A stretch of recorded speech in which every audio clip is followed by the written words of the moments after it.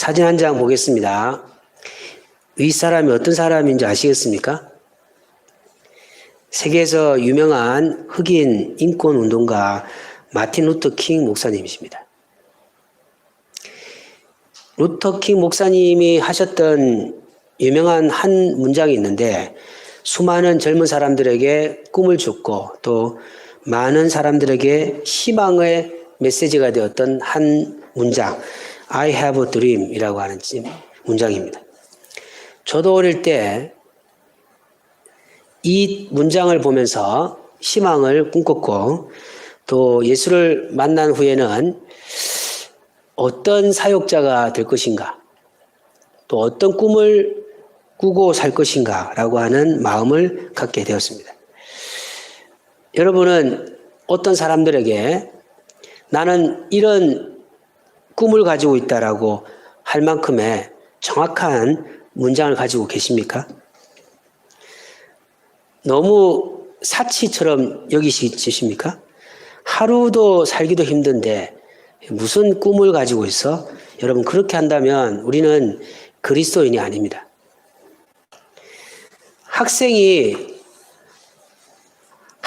해야 할 일을 모르면서 아침부터 저녁까지 공부한다면, 직원이 직장에서 내가 왜 이 일을 해야 하는지도 모르고 직장생활 한다면 결단코 좋은 결과를 얻지 못할 겁니다.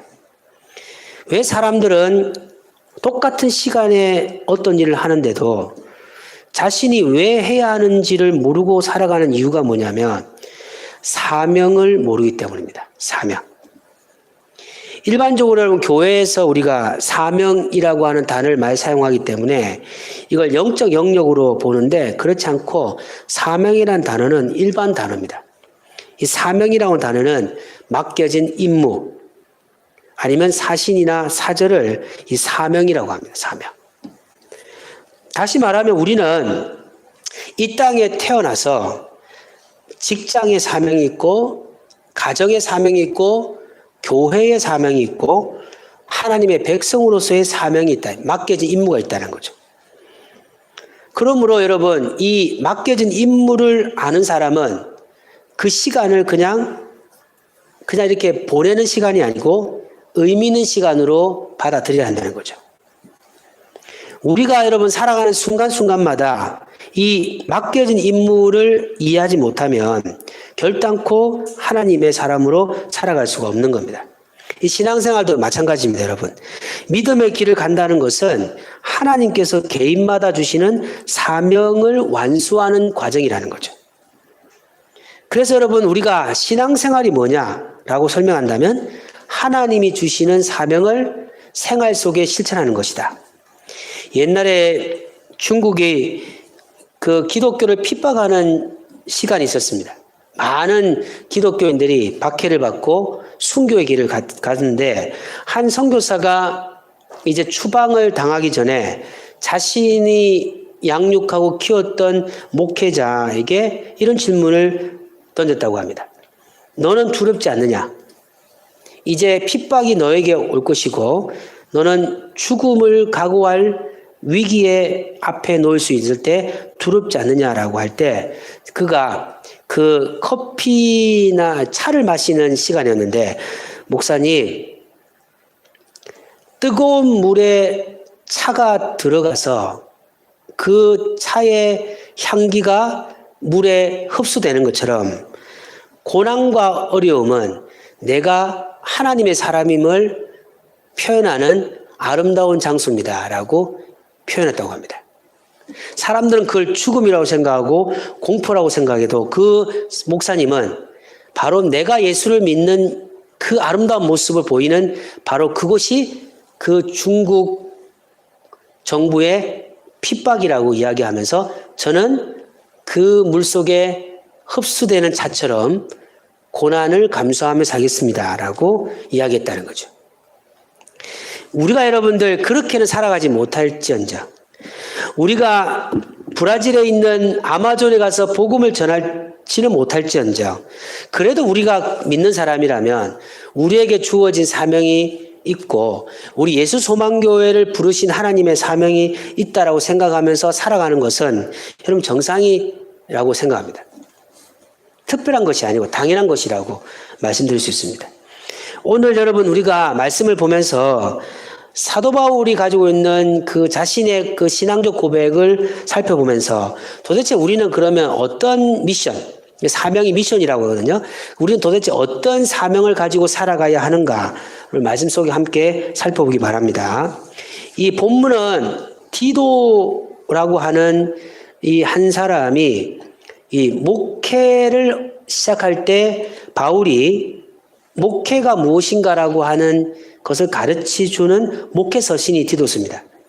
근데 여러분 우리가 이 목회 서신 이렇게 하면 그거는 목사님 목사들에게 주시는 말씀이 아닙니까? 아니죠. 만약에 여러분들 하나님께서 그 얼마 안 되는 목사들에게 주시려고 디도서를 우리에게 성경 66권 중에 한 권으로 주셨을까요? 저는 그렇게 생각하지 않거든요.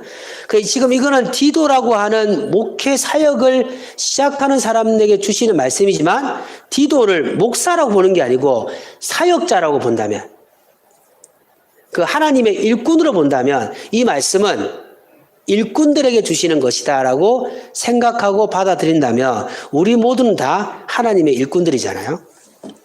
교회는 여러분 목사만 하는 게 아니잖아요. 여러분이 하는 모든 찬양 그리고 봉사 그리고 하나님 앞에 기도, 하나님 앞에 그 기도의 모든 순서 뭐 여러 가지 여러분이 하는 모든 것들은 다 사역자거든요. 사역. 오늘 이 예배에 참석하는 것도 사역자가 해야 될 감당하는 것이지 만약에 목사만 예배 드릴 수 있다면 여러분은 오실 필요가 없는 거죠. 그래서 오늘 이 디도서는 목회자에게만 주는 말씀이 아니고 누구에게 주는 거라고요? 따라서 하겠습니다. 사역자. 그러니까 우리는 다 사역자라는 겁니다. 사역자가 뭐예요, 여러분? 사역자가 뭡니까? 사역자라는 것은 work라고 하는 WORK라고 하는 일에 ER을 붙여서 일하는 사람이에요. 사역자라는 거예요. 그러니까 우리는 뭐예요? 하나님의 일하는 사람이니까 디도서는 우리에게 주시는 말씀을 생각하시고 오늘 디도서 인사말, 다시 말하면 바울이 사랑하는 아들에게 주는 교훈을 우리가 살펴보기 바랍니다. 이제 본문을 우리가 살펴보기 전에 디도서의 어떤 역사적 배경을 한번 보면 좋겠는데 사도 바울이 로마 감옥에서 1차 석방된 뒤에 선교여행을 하게 되면서 디도라고 하는 젊은 사역자와 함께 그레네 섬이라고 하는 섬에 방문하게 됩니다. 그리고 바울은 또 다른 사역을 위해 떠나고 디도만 그 섬에 남기고 이제 선교 사역을 감당하는 겁니다. 그러면서 바울이 디도에게 목회자 아니면 사역자로서 어떤 길을 가야만이 올바른지를 가르치기 위해서 디도서의 편지를 보낸 거죠. 그리고 오늘 읽었던 이 말씀은 인사말이라고 해서 바울은 독특하게 편지를 적을 때 인사말에서 자신이 하고 싶은 핵심적 내용을 먼저 이야기를 하고 그 다음에 진행하거든요. 그래서 우리가 본문 1장 인사말을 볼 때 바울은 디도에게 하고 싶은 얘기가 있구나. 오늘 우리의 주제가 무엇입니까? 사명이면 바울이 디도라고 하는 젊은 목회자에게 사명에 대한 이야기를 하고 있구나. 그러면 이것이 디도에게만 아니라면 우리에게 사역자로서 우리는 첫 출발할 때 먼저 행동하는 것이 아니고 가치와 목적과 사명을 먼저 생각해야 된다라고 하는 거죠. 어떤 학생이 새벽 6시부터 일어나서 밤 12시까지 쉬지도 않고 공부한다고 생각해 보십시오.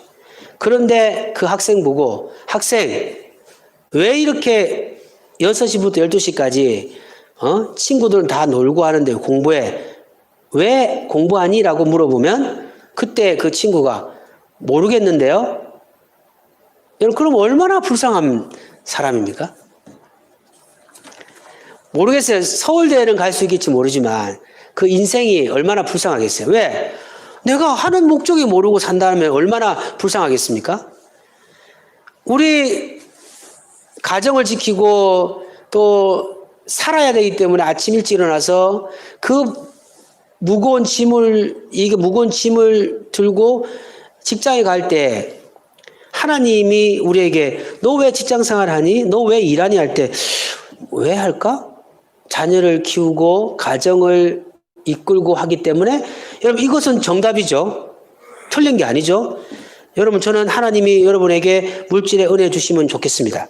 정말 잘 되기 원합니다. 그러나 그리스도인으로의 답은 아니죠. 가정을 위해서 먹고 살기 위해서 노후를 위해서 일하는 거 똑같잖아요.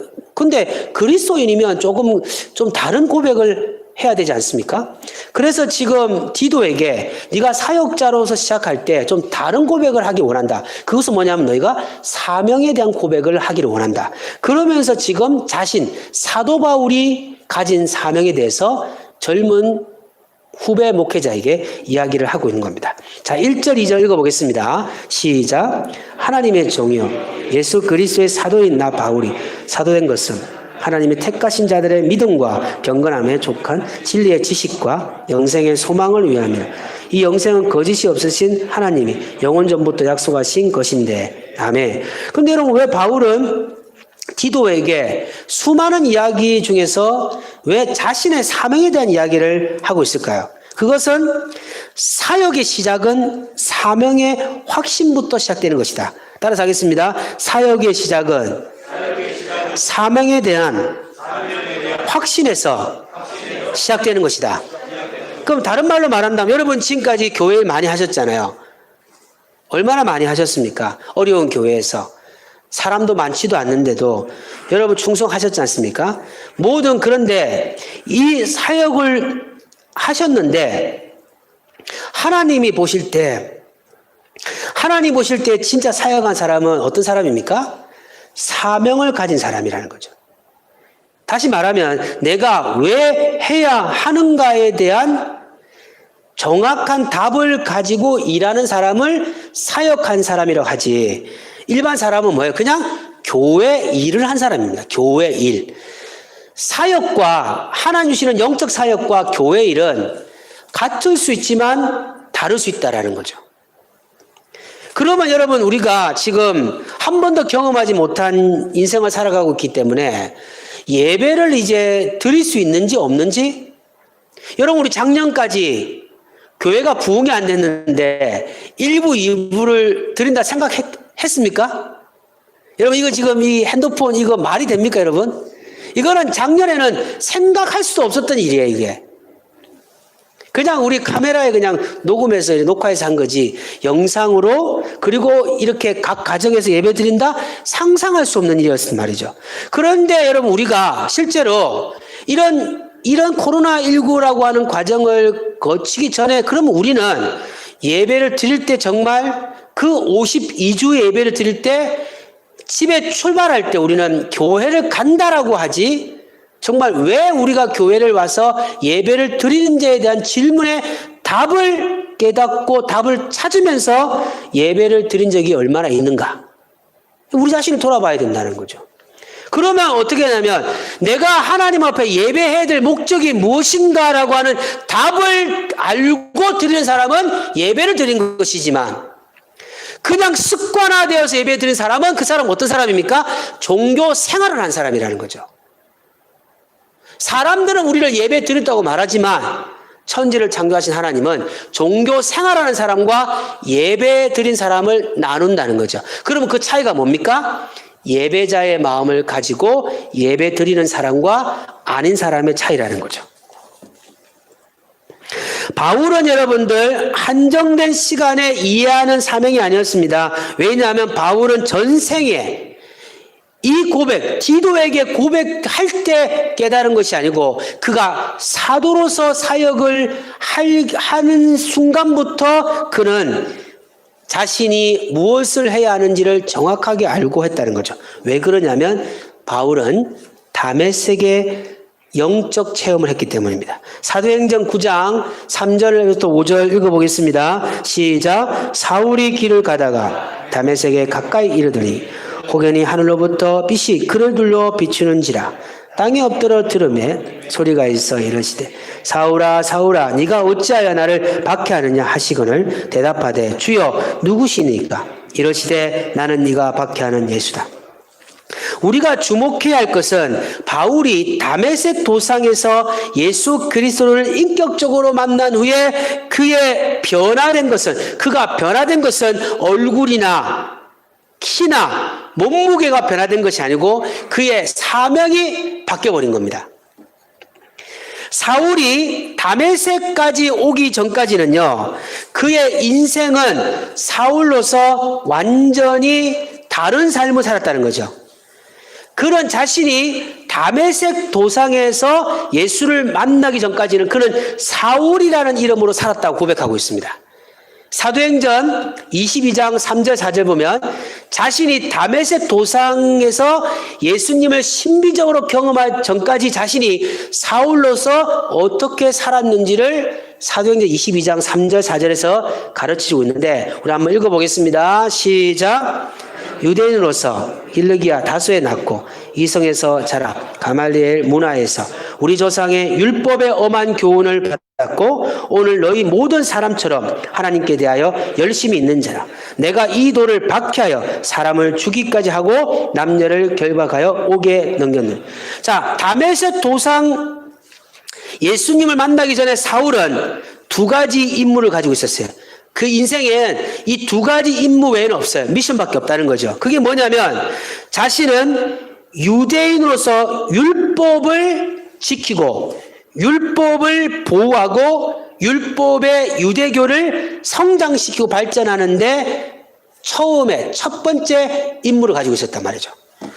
두 번째 사울, 다메섹 도상 전에 사울은 이도, 여기서 보면 이도가 나오잖아요. 이도가 뭐냐면 예수님을 말씀하는, 예수님의 가르침 말씀하는데 이 사울은 다메섹 도상에서 예수를 만나기 전까지는 예수를 믿는 사람들을 박해하고 그리고 죽이고 감옥소에 집어넣는 일을 자신의 미션으로 생각했다는 거죠. 그런데 그가 완전히 변화되었습니다. 완전히 하나님의 사랑으로 바뀌었습니다. 그가 이제 그 사도행전 우리가 9장 3절을 보는 것처럼 사울아 사울아 네가 나를 어찌 핍박하느냐는 그 예수를 만난 후에 Who are you? 당신은 누굽니까? 하니까 네가 핍박하는 예수다. 그 말씀을 듣고 바울로 바뀌어버린 거죠. 그런데 바울로 바뀌었다는 것은 사울이라는 이름이 바울로 바뀐 것이 아니고 그의 미션이 바뀌어버린 겁니다. 율법을 지키고 유대교를 지키려고 하는 그 마음, 예수를 믿는 사람들을 죽이고 박해하고 싶어하는 그 사명이 무너지고 그 다음부터는 어떻게 하냐면요, 완전히 사명이 바뀌어가지고 전혀 다른 미션으로 자신의 인생을 드리기 시작하는 겁니다. 여러분, 가정을 지키고 귀한 자녀들을 양육하고 그리고 나이가 들어서 노후에 그래도 병원 편안하게 다니고 또 손 내밀지 않고 살 만한 노후 생활을 하기 위해서 아침부터 저녁까지 일하는 거 틀린 게 아닙니다. 전 여러분이 잘 되기를 바랍니다. 아멘. 저는 새벽에 여러분을 위해 기도할 때 정말 잘 되기를 원합니다. 이 코로나19의 긴 터널에서 실망하지 않고 포기하지 않고 태양을 바라보면서 일어나기를 원합니다. 그러나 그것은 안 믿는 사람도 가지고 있는 미션이잖아요. 안 믿는 사람도 그래 살아가는 거예요. 죽을 때 자식에게 그래도 아파트 하나는 남겨줘야지. 그래도 자식한테 빚 없이는 나눠줘야지. 이거 여러분들 안 믿는 사람도 가진 미션이란 말이죠. 그러면 예수 믿는 사람 우리는 뭐가 다릅니까? 하나님의 사람이라고 하는 우리가 가진 미션이 이 정도면 하나님 너무 슬픔을 느끼지 않겠습니까? 바울처럼 여러분, 다메섹 도상에서 예수 만나기 전에 가진 미션 틀린 게 아닙니다. 그건 틀린 게 아니에요. 틀리다고 말하는 게 아닙니다. 그러나 다메섹 도상에서 예수를 만났다면 달라져야 되잖아요. 우리도 마찬가지 아닙니까?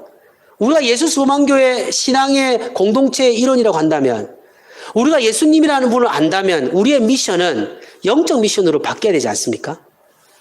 내일 아침에 또 지친 몸으로 일어나서 그 어려운 일을 하면서 자녀를 키우고 가정을 양육하고 가정을 지키고 미래를 준비하는 것은 우리의 사명이지만, 그러나 우리는 또 다른 하나님 주시는 미션을 가지고 살아야 되지 않습니까? 여러분, 다메섹 도상에서 사울이 바울된 후에 바울은요, 목숨이 유지될 때까지 두 가지 사명을 잊지 않고 살았습니다. 첫 번째 따라서 하겠습니다. 사도로서의 사명입니다. 예, 완전히 다르죠? 옛날에는 율법을 지키고 유대교를 지키는 데 사명이 있었던 그가 예수를 만난 후에 자신이 누구라고요? 사도다. 하나님의 사역자다라고 발견하는 거죠. 예수님의 사역자로. 자, 1절 2절 읽어보겠습니다. 하나님의 종이요 예수 그리스도의 사도인 나 바울이 사도된 것은 택하신 자들의 믿음과 경건함에 족한 진리의 지식과 영생의 소망을 위함이라. 이 영생은 거짓이 없으신 하나님이 영원 전부터 약속하신 것인데, 여기서 보시면 자신을 누구라고 말합니까? 하나님의 종이요 예수 그리스도의 사도에 대한 나 바울은 이렇게 말하면서 그 다음에는요 완전히 자신의 인생이 없는 거예요. 사울 때 자신의 욕망이 있었어요. 그거는 유대교의 모든 열심을 당해서 자신이 어느 정도 위치에 있고 싶은 열망이 있었단 말이죠. 그러나 예수를 만난 후에 그는 사도로서의 직분. 근데 이 사도의 직분이 뭐냐? 보니까 답이 나온 겁니다. 1절 2절 보면요, 택하신 자들의 여기 보면 뭐예요? 믿음과 또 그 다음에 뭡니까? 진리의 지식과 그 다음에 영생의 소망. 다시 말하면 하나님이 부르신 사람들의 믿음과 지식과 소망이 성장하고 발전하여 하나님께 영광 돌리도록 하기 위한 그 미션을 바울된 사울이 붙잡고 평생을 그렇게 살았다는 거죠. 그래서 여러분, 다메섹 도상에서 예수를 만난 후에 바울은요 한 번도 이 택하신 자들을 잊어버리고 산 적이 없어요. 오직 모든 초점이, 모든 생각이 거기에 맞춰 있는 겁니다. 저 자신도 여러분들 살펴보면 일주일 동안에 우리 교회가 어떻게 나갈 것인가, 우리 성도님들이 지금 어떻게 건강하게 잘 살아가고 계시는가, 이 코로나19에서 영적인 삶을 놓아버리고 그냥 게으르게 영적인 삶의 길을 가고 있지 않는가. 그리고 우리 교회가 정말 10년 후에도 이 자리에 사람들이 존재할 것인가, 20년 후에 정말로 젊은 세대가 존재할 것인가, 이런 생각에 여러분 하루 종일 어떻게 하면 예수 소망교회를 아름다운 성장하는 교회로 만들 것인가, 여기에 그냥 올인해서 살아가고 있거든요. 왜냐하면 그게 저의 사명이니까요. 제 사명은 그냥 주일날 설교 한번 끝나고 나면 그냥 편안하게, 그냥 배부르게, 그냥 육신이 여유롭게 살아가는, 그게 제 사명이 아니고, 제 사명은 이 교회, 이 강단을 지킬 때까지 이 아름다운 교회를 다음 세대가 있는 희망의 교회로 만드는 게 제 목표라는 거죠. 사랑하는 여러분들, 여러분은 그런 목표가 있습니까? 그냥 예수 안 믿는 사람이 가지고 있는 그 사명, 미션을 가지고 살고 있지 않습니까? 여러분, 하나님 앞에 자신의 사명을 회복하시기를 간절히 소망합니다. 두 번째, 이 사도 바울이 가진 사명이 뭐냐면, 따라서 하겠습니다. 전도자의 사명. 자, 3절 읽어보겠습니다. 시작. 자기 때에 자기의 말씀을 전도로 나타내셨으니 이 전도는 우리 구주 하나님이 명하신 대로 내게 맡기신 것이다. 전도가 뭡니까, 여러분? 전도.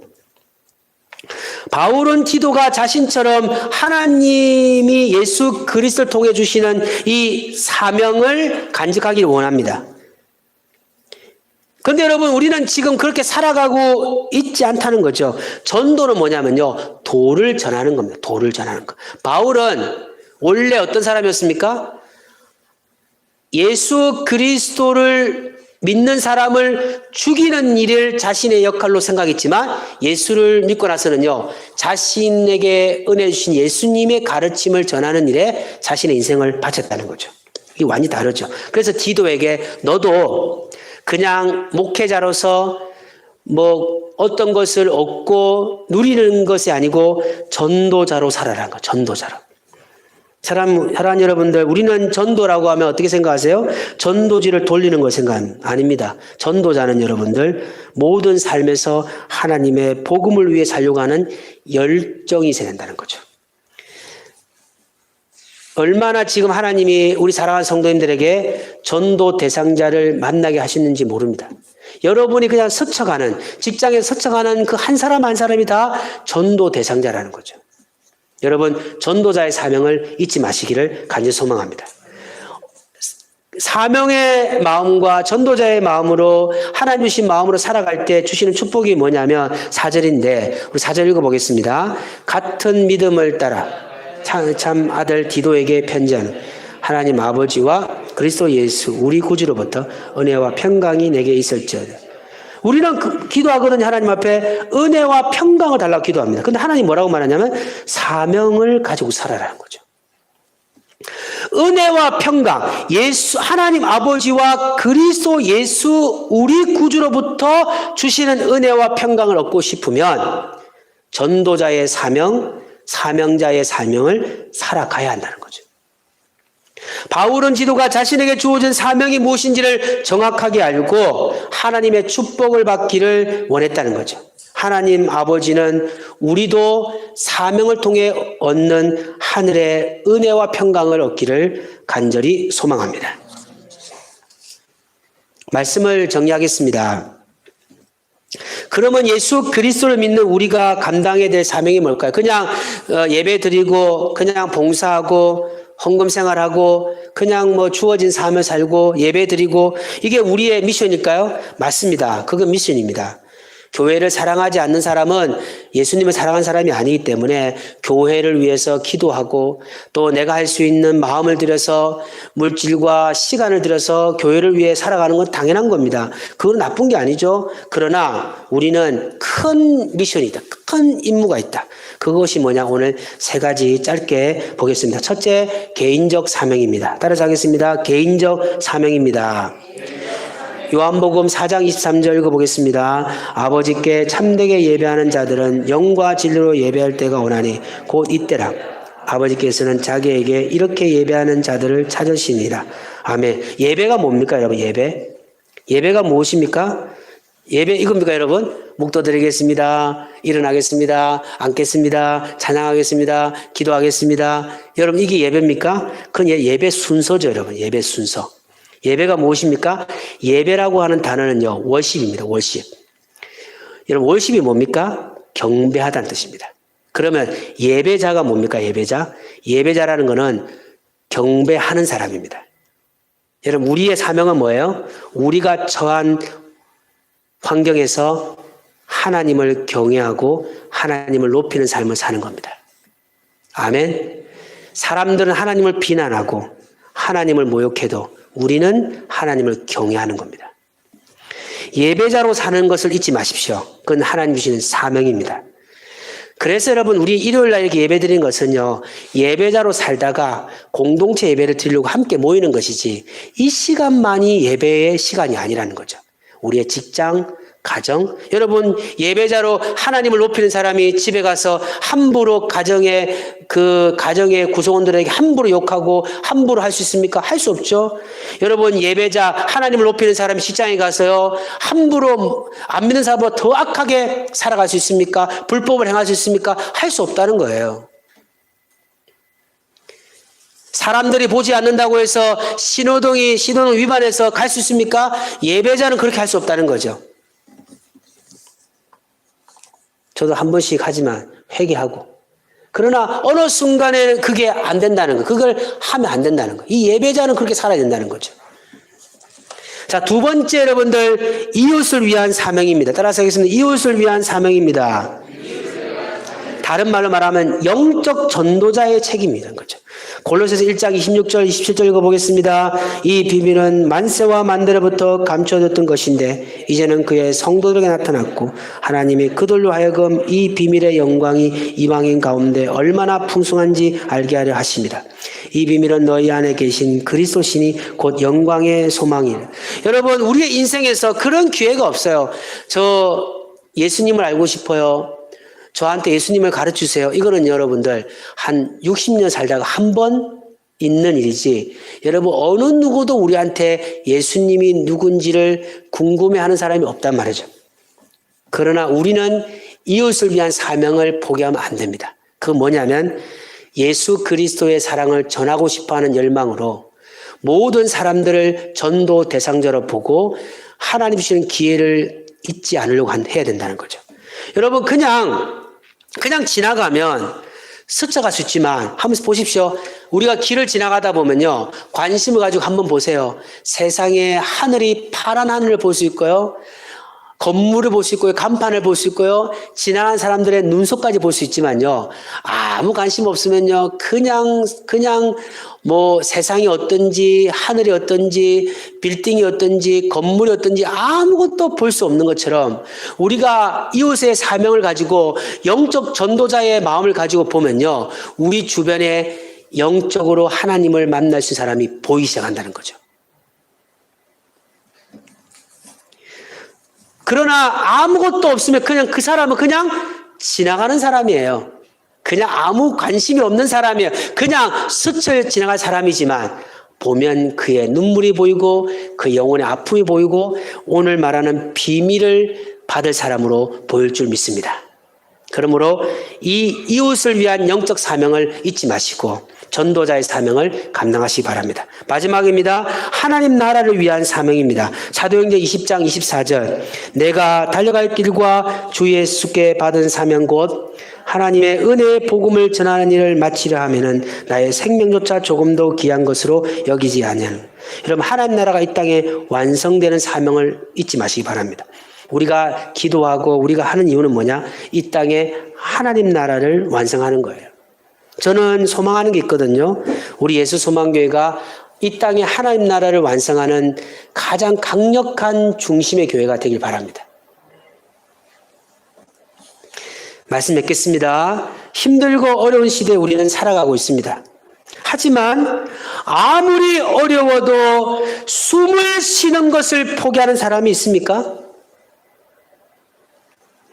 아무리 어려워도 우리는 살아가려고 하면, 그냥 자신의 생명을 포기하는 사람은 어쩔 수 없지만 정말로 살려고 노력하는 사람은 아무리 어려운 환경에서도 숨을 쉬는 것을 포기할 수 없는 것처럼, 믿는 사람은 여러분들 아무리 어렵고 힘든 긴 터널을 지나가도 하나님이 우리에게 주시는 사명을 포기하지 않고 최선을 다해야 되는데, 도대체 우리에게 주시는 삶이 뭡니까? 하루의 삶을 살기 위해서 열심히 일하는 거요? 이거는 예수 아멘 사람도 주신 사명이죠. 우리에게 주신 사명이 뭡니까? 다시 한번 기억하겠습니다. 예배자의 사명, 영적 전도자의 사명, 그리고 하나님 나라를 위한 사명. 저는 확신합니다. 이 세 가지를 가슴에 품고 힘들어도 기도하고 주어진 삶에서 그 사명을 위해서 달려가면 반드시 주님이 은혜와 평강의 복을 우리에게 주실 줄 믿습니다. 예수만교회 모든 성도님들이 그 아름다운 축복을 받음으로 영적으로 살아 움직이는 위대한 하나님의 사람 되시기를 주 예수 그리스도의 이름으로 간절히 소망합니다.